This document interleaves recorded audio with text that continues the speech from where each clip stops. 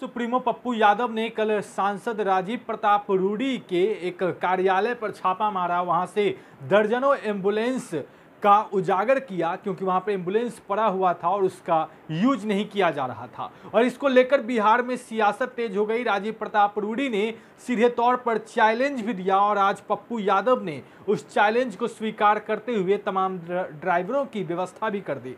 लेकिन इस सब के बीच अब कांग्रेस ने भी पप्पू यादव का समर्थन कर दिया है। जिस तरीके से पप्पू यादव और सारण के सांसद राजीव प्रताप रूडी के बीच में ठन गई है एम्बुलेंस को लेकर, वहीं अब कांग्रेस के नेता भी इस मामले पर खुलकर बोलने लगे हैं। कांग्रेस के प्रवक्ता हैं राजेश राठौर, उन्होंने इस मामले पर क्या कुछ कहा है, पहले आप सुनिए।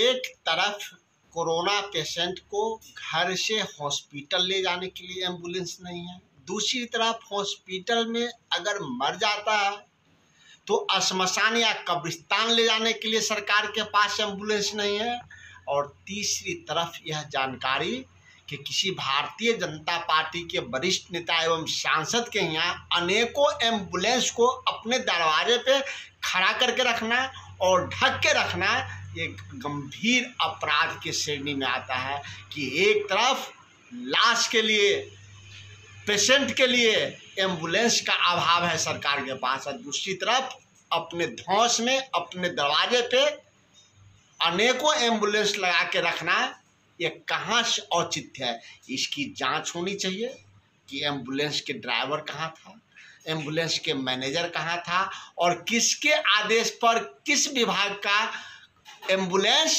माननीय सांसद के घर पे लगा हुआ था। इसको अपराध और नरसंहार के श्रेणी में लाके FIR होना चाहिए।